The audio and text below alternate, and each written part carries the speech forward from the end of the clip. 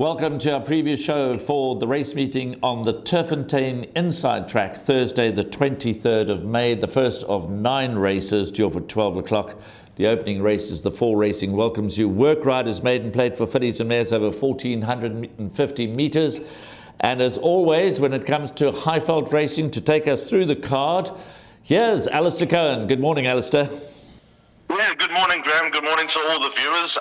Obviously, this is the only Highveld meeting of the week because this weekend there's a huge matter of the Daily News 2000, Willabington 2000 at Hollywoodbets Greyville, and then Sunday a standalone with the Pocket Power Stakes happening at Hollywoodbets Kenilworth. So for the Joburg racing fans, this is all you got on this Thursday, but I know that there'll be plenty of people tuned in for the weekend because they feature races Friday at Fairview all the way through to Sunday. So let's go. Let's get the ball rolling. I'm really looking forward to it all. Well, the first race does not form part of the exotics. Those in the betting, number 2, Like a Butterfly, 7-1.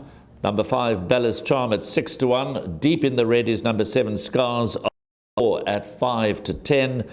And number 8, Silver Parasol. And Silver Parasol will race without the pacifiers. Is this a penalty kick for Scars of War? No, I don't think it's a penalty kick, although she would be my first selection, Scars of War. I think Silver Parasol's got legitimate claims here, Graham. The last run I think she needed coming back from a break, and 8 lengths in front of her was Rodeo Drive, who came out and franked the form. 5 lengths in front of her is Katiwe's Destiny, who I think is held in pretty high regard by Mike de Kock and his team. So Silver Parasol's got more than just an outside chance. I like to try and structure an exactor or a swinger in the opener when it's not part of the exotics, the bar pot being my suggested bet. So if you want to try and build a kitty for the start of the bar pot, which is race 2, I'd suggest exactors, box exactors 7 and 8. I think the form that Silver Parasol brings is a little bit stronger than the form lines of Scars of War, but with that said, Scars of War is running a lot closer, so there shouldn't be too much between them. Chamwa Mabai is a more experienced, more grizzled work rider than Siam Kumbuzi, so that probably stacks the advantage into number 7 Scars of War's favour. But I think number 8 Silver Parasol's not done enough justice by the betting into thinking that it's one-way traffic. I think she'll get relatively close. Well, as you heard there from Alistair Cohen, he suggested bet for this race meeting at Turffontein on the Inside Track on Thursday the 23rd of May is the bipot. So let's get straight into it with race 2, a maiden juvenile plate over 1,200 metres. Or for 12.35. Scratch number 1, Halcyon, of course, ineligible, a winner recently. Number 4, Ral Pindi gets the tongue tie, and a form update for number 10, Snow Moon, which really doesn't enhance the chances at all. 32 lengths behind Truth. The betting, number 2, Key News, first timer from the Tony Peter stable, that's at 7-2, so very much respected in the market. Another first timer in the betting is number 5, Red Legend at 7-1. There's been money around for yet another first timer from the Tyrone Zaki stable, number 6, Robert Browning, a little bit of early support, but the firm favourite is number 7, Ronda Bosch. The second choice in the market is number 8, Sakurajima at 33-10. Now, Alistair, I've had obviously a preview of your bipot. You've got 1 banker in your bipot perm, and that comes in the very first leg in the form of number 7, Ronda Bosch. Well beaten on debut back in March behind the very speedy Pistol Pete, but there are a couple of winners directly out of that form line, and we're expecting improvement. Expecting big improvement here, Graham. I've gone against my rule with a bad draw on the inside track, but with that said, I saw Ronda Bosch at Turffontein when he made his debut. He's a beautiful son of Give Me the Green Light. You can see where Sean Terry and the Becks went to 1.1 million rand for this colt. And also, the horses who finished just in front of him, Fire Attack ran second in the Stormbird Stakes, came out and won the South African Nursery, and the third horse, Grey Tricks. He was only 2.5 lengths in front of Ronda Bosch, absolutely romped at his next start. And I know Mike de Kock holds Grey Tricks in quite high esteem, so you'd expect a lot of improvements to come from number 7 Ronda Bosch. You'd expect the extra furlong to suit. The time probably would have done him a world of good. And just looking at the form around, barring Sakurajima, I don't think there's too much else to get excited about. The first timers are interesting enough in that there has been a bit of support for number 6, Robert Browning. We know that Tony Peter can really up first timers in the form of number 2, Key News. I like how number 12, Towers of Gold, is put together. Although being out of a global one mare, you'd anticipate that he'd be more effective over further than 1,200 metres. So all of those factors do put up a few exclamation marks, but I think number 7, Ronda Bosch, the class that I saw just in what he looks like first time out, and the form that's around him, I think that he'll step up. And with Richard Free on board, I can't see him missing the first 2, so he is my only banker in the bar pot. Let's move along then to the third race, which is also the first leg of the Place Accumulator. It's a maiden juvenile plate for fillies over 1,200 metres, due for 1:10 Those quoted in the market include number 2, Far Reaching, at 5-1. The odds-on favourite is number 3, Green Sapphire, 4th behind Little Ballerina. That's surely good enough form to win here, priced up at 6-10. But earlier we heard Alistair talk about Ketiwe's Destiny. That's at 5-1. Those are the 3 quoted in single figures. Clearly Green Sapphire, the firm favourite. But you like a little bit of number 4, Ketiwe's Destiny? Yeah, I don't think her legs are tied up here, Graham. I think that she's been fair in her 2 runs to date. I think the advantage of having a reasonable draw is going to... also going around the turn is going to help her cause quite a lot.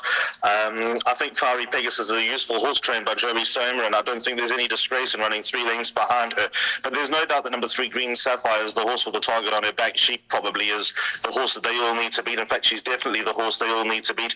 On indirect form lines, if you consider that Far Reaching was 5.5 lengths behind Kindred Heart, and Green Sapphire was about a length behind Kindred Heart, I think that really swings that debate into the favour of number 3, Green Sapphire. Also considering that, knowing that Sean Terry might have kept a little bit of meat on the bone into that first start and probably going guns blazing here. So there's no doubt that Green Sapphire holds a very strong hand here, that Richard Ferree's engagement is going to be of no harm whatsoever. And I like how she stayed on debut. She was a bit quiet in the early stages, and then she found her feet right at the end. She would have learnt a lot from her first run, and I think there would have been more positives than negatives out of her debut. So 3 and 4 for me in the bar pot. I may have just overplayed it a little bit with number 4, Ketiwe's Destiny, but I still think there's something there for Mike de Kock's runner, number 4, Ketiwe's Destiny. I think there's an upward trajectory about her coming. So there we go, 3 and 4, the principal choices for Alistair in that order, and clearly number 2, Far Reaching, should be back in third behind them, so it could be one of those very much form results. But there are a couple of handicaps to come, a couple of tricky races to come, including race 4, which is an MR80 handicap over 1,200 metres. The opening leg of the pick 60 off at 13.45. Number 2, Alabama Anna, is at 4-1. Number 5, Turbo Power, is at 3-1. Number 7, Max the Otter, 11-2. Number 8, Force 8, tops the betting boards at 5-2. And just one equipment change at this early stage. Number 6, Honshu, will race unshod. The Alamites come off, will race unshod. 4 quoted in the market. Alistair, you've included all 4 in your buy pot. Yeah, and I obviously did these selections before I looked at the betting. Look, the most interesting runner in the race is undoubtedly the 2-year-old, number 8, Force 8. If Green Sapphire and Force 8 both frank the Little Ballerina form from the Val a couple of weeks earlier, then there's going to be even more excitement going into the Alan Robertson on Hollywoodbets Scottsville in just under 10 days from now. It's not going to be easy for a 2-year-old. We all know the disclaimers that apply for 2-year-olds against older opposition. Added to that, she takes on boys. There's a lot of alarm bells that ring with number 8, Force 8, but her last run behind probably the best 2-year-old filly in the country does shine her in a very good light, and her win over Radiant Heat over 1,000 metres was excellent. What she beat, I don't know, but she killed them with early pace, and they never laid a glove on her. So she's very interesting, number 8, Force 8, and this will be a very interesting experiment to see exactly where she and the rest of the 2-year-old fillies stand, because in winning company and this type of hard-knocking company, I don't think we have much of a gauge just yet. But there's no way she's a banker.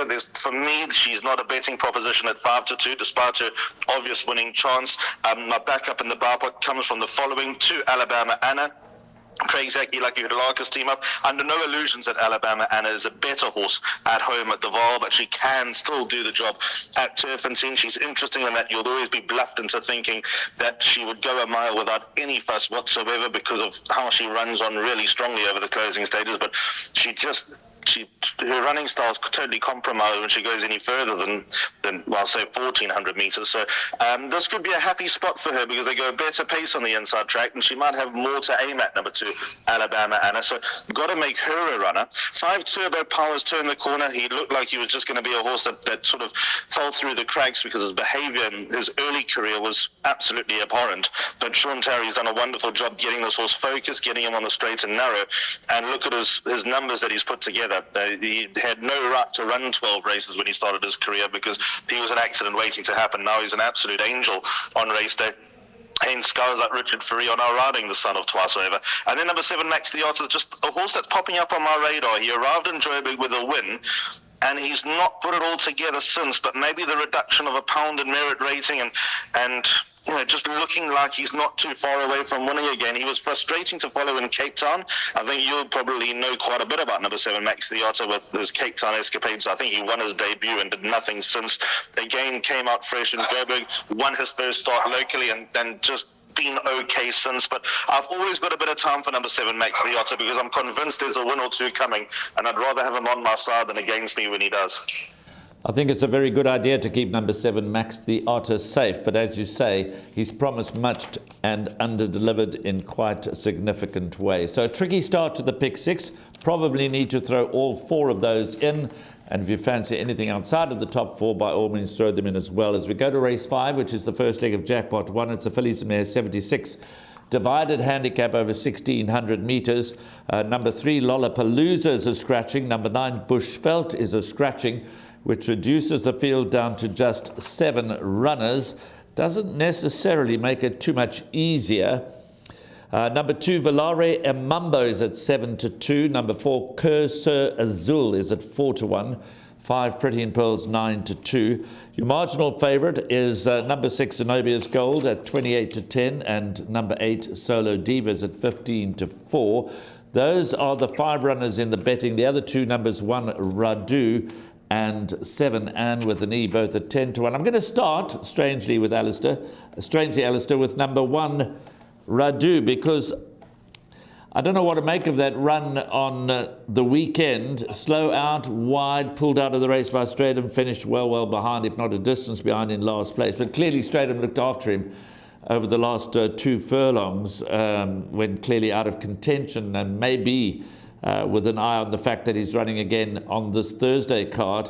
Obviously, there's still maybe a question mark. We record more than 24 hours ahead of the race meeting, so our racing fans are advised to once again check all the scratchings, etc., because Radu may or may not run. But if he runs, he could do a lot better here than he did over the weekend. And a half-sister to MK's Pride, the Grade 1 winner for Course and Carly. I think that Pierre Strader might have thought that Radu, well, it might have been a false start, and Radu may have been declared a non-runner over the weekend with the daughter of Rabada. So, look, she's basically had a trip to Turffontein for free. So it says distance in the form update. It looks awful. And it's certainly nowhere near as dramatic as what it looks with number 1, Radu. But she's an interesting filly because you need to be at her. She does you no favours in the early stages. And if she decides to grab the bits at the top of the straight, she can run on and be dangerous. If she doesn't, she can look pretty awful, as some of her numbers suggest. I've gotten 3 horses here, Graham. The 2 scratchings, I'd like to say, make it easier. And they do to a certain extent, but this is the race that I'm most uncomfortable about on the card. I've gone 2, 5, and 6. If you push me for a top selection, would be number 6, Zenobia's Gold, because of an inside draw, because she's relatively fit. She ran a week ago behind Cash Cavell, was a nice run down the straight. She's been the course and distance before, where she ran behind Solo Diva, who she meets again, but there's a very advantageous swing at the weights, where Zenobia's Gold is 1.5 kilos better off for 2 3/4 length beating, and also gets Ferry on board. So I think all of that might stack up in favour of number 6, Zenobia's Gold. But with that said, I think number 5, Pretty in Pearl, showed enough last time, enough heart and enough fight to get across the line. So with that confidence on his side, on the back of a £3 penalty, not impossible that she goes very close to backing it up. She is more established than every other horse in this race in my book, and that she's had a lot of runs. She's earned more money than the other horses, and she is what she is. She's a salt-of-the-earth trier that just seems to give her best time and time again. And then number 2, Valaria Emambo, straight out the maidens, could be anything. Beat Kiss of Fire. Kiss of Fire won on Saturday, was a decidedly weak maiden, but she won all the same, so that form has been boosted somewhat, and I'm just interested to see how she goes straight out the maidens, because I think that she is a bit of a late and slow developer, but now with the development clearly happening, there might be a little bit more to come from number 2, Valaria Emambo. Very, very complicated race. If you threw any horse at me right now, I wouldn't be able to rule them out. So there we go, a trappy start to jackpot 1, smallish field with the 2 scratchings reducing the numbers down to 7, but many in with chances. As we go to race 6, this is the Fillies and Mares 93 divided handicap over the same distance, 1,600 meters. Number 1, Little Mary Sunshine, is at 5-1. Number 4, Bonica at 13-2. Favourite is number 5, Heart Peaks at 28-10 off the back of a win on the 25th of April. Number 6, LMB, is at 4-1. And number 9, Quiet Rebellion, is at 7-1. They're betting 9s and better the balance. This doesn't look any easier, Alistair. There are no card changes at this early stage, and it seems to be very competitive. Graham, I've got 3 horses in my bar pot, but I really like 2 horses here, and I think the value actually lies in having a bet on both of them to win.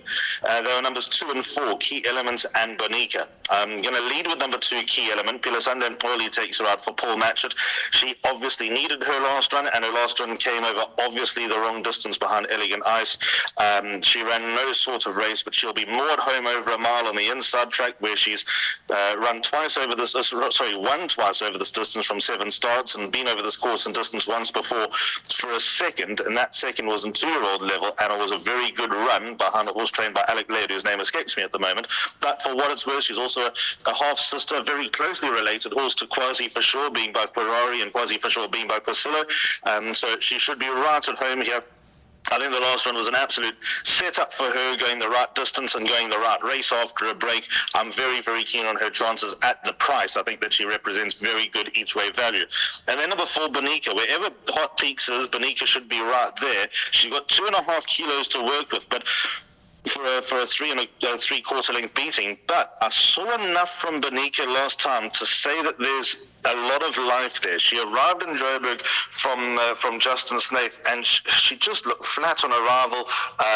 She went down to the start a little bit scratchy, but Roy Magna over time has done a wonderful job with his Daughter of Jackson, and now she actually looks like she's close to the filly that she was younger days. I think she's got some black type for running a place in a feature race as a 2-year-old, number 4, Bonica. So I've got a lot of time for her chances, and I think she can reverse the form with number 5, Heart Peak. So as you can see, has been quite sparingly raced, although Simango Kamala obviously gets a good tune out of the Daughter of Erupt. I don't think there'll be much between them, Bonica and Heart Peaks, but I'm thinking that Bonica is now in the right place to start doing a little bit of good work up on the half odds, and perhaps adding to her 4-win tally, if not here very, very soon. And then my 3rd horse in the buy pot is number 9, Quiet Rebellion, is half a kilo under sufferance, but comes out of draw number 1. Stuart Pettigrew's yard has come to life. I sat with Stuart last week, and he's very happy with the shape of the yard going into KZN winter season. When I last spoke to him, he chased me out of the office because the yard was not a very, very good heart, but he's very happy with how things are going. Top trainer, a man to follow in the coming months. So number 9, Quiet Rebellion, is definitely bubbling under the radar for a nice run, but I'm definitely keen on the other 2 horses to win the race.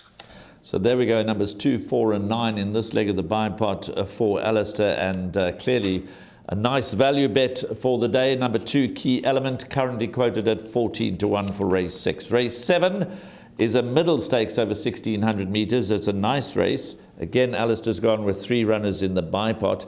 Number 4, Joker Man, has won his last 3 starts, comes under the spotlight to see if he can make it 4 in a row as he steps up further in trip now to 1,600 metres. Number 1, Silent War, is at 5-1. Number 3, Ndlamu, is at 8-1. 4, Joker Man, easy to back at 7-2. 5, Trident King, is 8-1. Number 6, Captain of Grit, is at the top of the betting boards at 33-10, and number 8, Bloomington, at 7-1. So they're betting this wide. They're giving you a nice price if you're a Joker Man fan and looking for him to make it 4 in a row. Interesting, Alistair, that number 6, Captain of Grit, very consistent form, tops the betting boards, hasn't run since December. Yeah, and he's now with a new yard. He's a lovely big horse that only missed a stake check once in his life, and he's gone to a new yard. But he's definitely up to this level. He's a trier, he's a fighter. Interesting that Calvin Habib has got the ride on Captain of Grit when Tony Peters got 3 horses in the race, and I'd say 3 horses that have a winning chance. They've got number 1 Silent War in the play as well. So from that factor, number 6 Captain of Grit has to really be respected, and he should run very, very well. The horse that left Candace Dawson's yard was certainly ready to give a very good account of himself. He can be a little bit hot on race day, but it doesn't take away from his performance because of the consistency that he brings. Number 1 Silent War, last run to Player. I think that he probably got caught up with a 10-kilo deficit between Player and Silent War, but he's obviously a well-performed horse. He also turned the corner with a new yard. The son of Gimme the Green Light cannot be ignored. What was interesting as I was watching declarations very closely, and Calvin Habib initially actually had the ride on We Are the Logans, and there was no one declared on Silent War, Captain of Grit. Then all of a sudden, Calvin went on to Silent War, and Jason Gates was on We Are the Logans, and then Calvin got onto number 6, Captain of Grit. So I'd say that there was a bit of a discussion between all parties concerned over who the stable jockey would end up riding. But number 1 Silent War, huge chance. He's run at feature race level. He ran in the Wolf Power 1600. We're finishing half a length behind Silver Hills, who went out and won a race subsequently as well, the Acacia. So there's every reason for number 1 Silent War to run well. And Joker Man, as the horse I'm actually going to tip on top, I think that he's completely... he's almost overachieved and defied expectations, always thinking that he was going to be a nice and well-performed horse. But he started his career slowly, and then all of a sudden he's gone bang, bang, and bang again.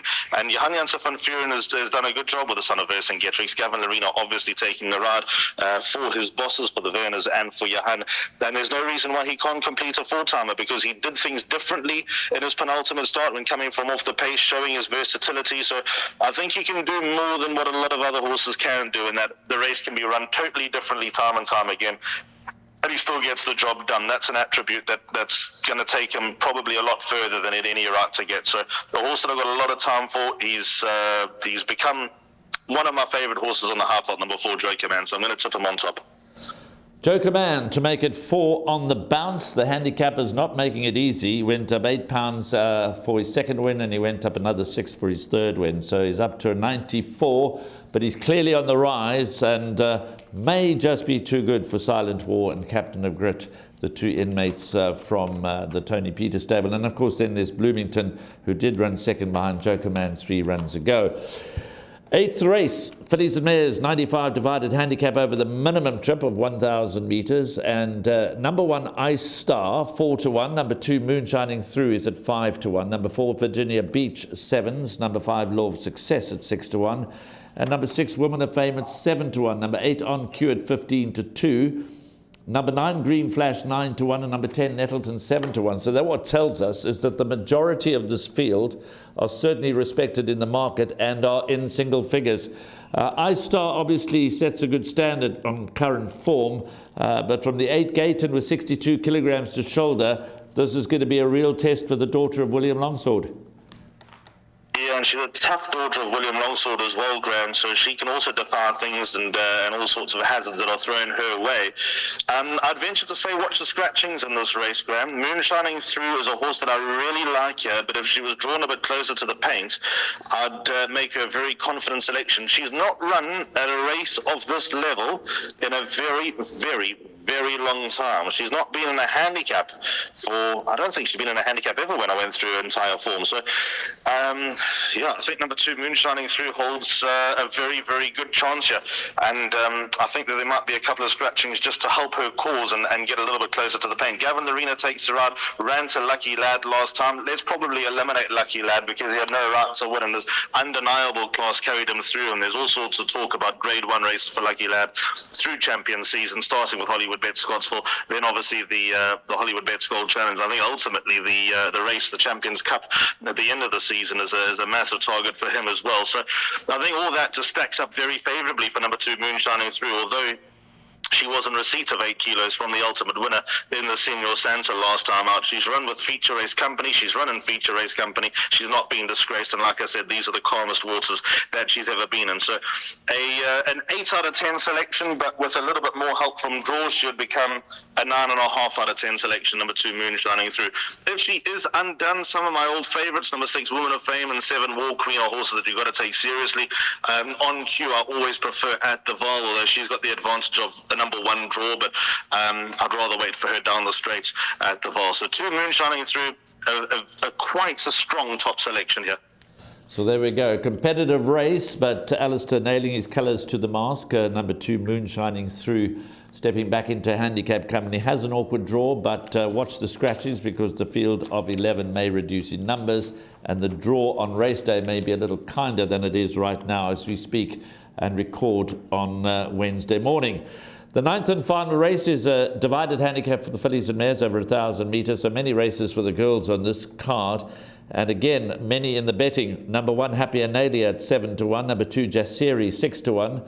Money around for number 3, Ride On. Interesting, Tony Peter trains. First run since October last year, and we know that when they relocate to the Tony Peter stable and money starts to come, then you've got to be mindful and respectful of that. The favourite is number 5, Lovegrass, 17-10, only had the 2 starts, a 1 on debut, then second to Woman of Fame, who runs in the previous race. Number 6, Midnight Fusion at 5-1. The others are in double figures. What do you make of the last race?